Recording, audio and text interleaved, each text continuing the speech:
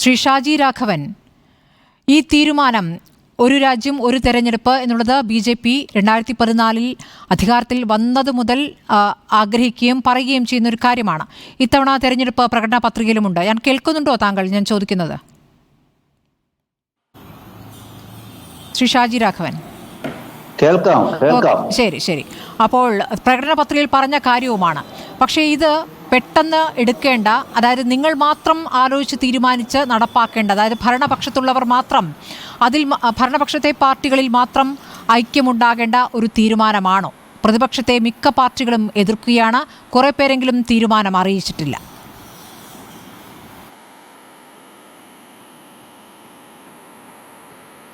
അല്ല, ഇതിപ്പോ ഈ വിഷയം നമ്മുടെ രാജ്യത്ത് ഇത് ആദ്യമായിട്ടല്ലല്ലോ ചർച്ച ചെയ്യുന്നത്. 1983 അന്നത്തെ തെരഞ്ഞെടുപ്പ് കമ്മീഷൻ ഇതിനെ സംബന്ധിച്ചൊരു പരാമർശം പറഞ്ഞിട്ടുണ്ട്. ഇതിന്റെ സാധ്യതകൾ ആരായണം എന്നുള്ള നിലയ്ക്ക് 1983 തന്നെ നമ്മുടെ രാജ്യത്ത് ഒരു അഭിപ്രായ പ്രകടനം ഉണ്ടായിട്ടുണ്ട്. അതിനുശേഷം വീണ്ടും ഉണ്ടായിട്ടുണ്ട്. ലോ കമ്മീഷന്റെ ഭാഗത്തു നിന്ന് 1999 ഈ തരത്തില് തെരഞ്ഞെടുപ്പുകൾ അതായത് ഒരുമിച്ച് നടത്തുന്നതിനെ പറ്റിയിട്ടുള്ള ആലോചനകൾ ഉണ്ടാവണം.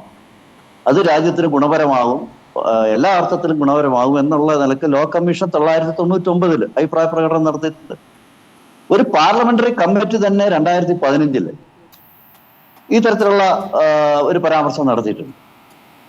ഇപ്പോൾ 2023 സെപ്റ്റംബറിൽ ഇപ്പോൾ അധികാരത്തിലിരിക്കുന്ന ഗവൺമെന്റ് ഈ കാര്യത്തില്, കാരണം ഗവൺമെന്റിനെ സംബന്ധിച്ചുള്ളത് കമ്മിറ്റഡ് ആണ്. ഞങ്ങൾ തെരഞ്ഞെടുപ്പ് തെരഞ്ഞെടുപ്പ് പ്രകടന പത്രികയിൽ പല കാര്യങ്ങളും പറഞ്ഞ കൂട്ടത്തിൽ വളരെ പ്രാധാന്യത്തോടു കൂടി രാജ്യത്ത് ഒരേ സമയത്ത് രാജ്യത്തെ തെരഞ്ഞെടുപ്പ് നടത്തുക, അതിന്റെ എല്ലാ വശങ്ങളും പഠിച്ചതിന് ശേഷം അതിനെപ്പറ്റി കൃത്യമായ ഞങ്ങൾ തെരഞ്ഞെടുപ്പിന്റെ ഘട്ടങ്ങളിൽ ഞങ്ങളോട് പറഞ്ഞിട്ടുള്ള കാര്യങ്ങൾ. അതിനുശേഷമാണ് 2023 ഒരു കമ്മിറ്റിക്ക് നേതൃത്വം കൊടുത്തത്. ഞാൻ പറയാതെ തന്നെ നിങ്ങൾക്കറിയാം, രാജ്യത്തിന്റെ മുൻ പ്രസിഡന്റായിട്ടുള്ള രാംനാഥ് കോവിന്ദാണ്. അതേപോലെ തന്നെ കോൺഗ്രസിന്റെ മുൻ രാജ്യസഭാ പ്രതിപക്ഷ നേതാവായിട്ടുള്ള ഗുലാം നബി ആസാദ് ഉണ്ട്, രാജ്യത്തിന്റെ ആഭ്യന്തരമന്ത്രിയുണ്ട്, നിയമവിദഗ്ധന്മാരുണ്ട്. ഏതാണ്ട് ഒരു വർഷം പൂർത്തിയാവുന്നു.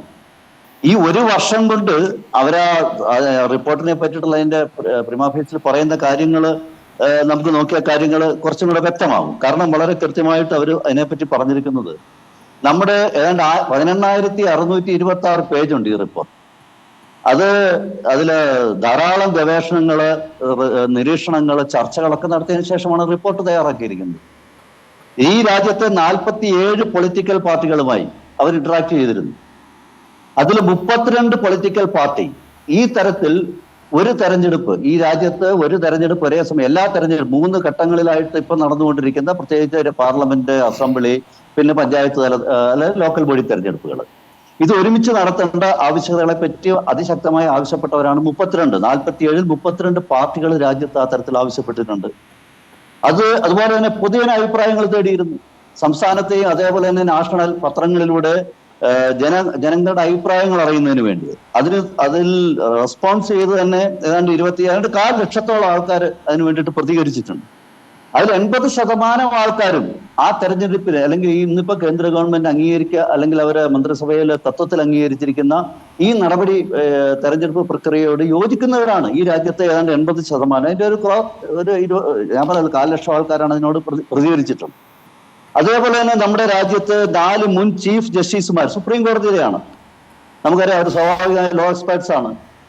അതേപോലെ തന്നെ 4 നമ്മുടെ പ്രധാനപ്പെട്ട സംസ്ഥാനങ്ങളിലെ 12 ഹൈക്കോടതി മുൻ ചീഫ് ജസ്റ്റിസുമാര്, അതേപോലെ തന്നെ 4 മുൻ ചീഫ് ഇലക്ഷൻ കമ്മീഷണർമാര്. ഞാൻ ഈ പറഞ്ഞതിന്റെ അർത്ഥം, നമ്മുടെ രാജ്യത്ത് ഈ തരത്തിലുള്ള തെരഞ്ഞെടുപ്പ് രംഗത്ത് ഒരു പരിഷ്കാരം കൊണ്ടുവരുമ്പോൾ അത് രാജ്യത്ത് പലവട്ടം, നമുക്കറിയാം, നമ്മുടെ രാജ്യത്ത് 1951 തൊട്ട് ഏതാണ്ട് 67 വരെ നടന്നിട്ടുണ്ട്.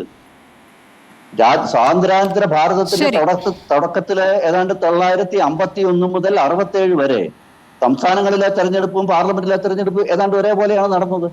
പിന്നീട് അതിലൊരു മാറ്റം ഉണ്ടാവാൻ കാരണം നമുക്കറിയാം, കേരളത്തിൽ തന്നെ 56 EMSന്റെ മന്ത്രിസഭയെ പിരിച്ചുവിട്ടുകൊണ്ട് നെഹ്റു ആ കാലത്തെ കോൺഗ്രസ് മന്ത്രിസഭ പിരിച്ചുവിടുമ്പോഴാണ് ഈ താളം തെറ്റി തുടങ്ങുന്നത്. രാജ്യത്തെ പല സംസ്ഥാനങ്ങളും പല ഘട്ടങ്ങളിലും പല കാരണങ്ങളാലും മന്ത്രിസഭ താഴെ പോയ സാഹചര്യങ്ങളൊക്കെ ഉണ്ടായിട്ടുണ്ട്. ശരി.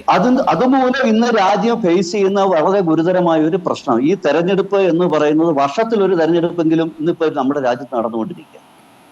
അപ്പോൾ ചെലവ് ചുരുക്കുകയാണ് അതിലെ ഏറ്റവും പ്രധാനപ്പെട്ട.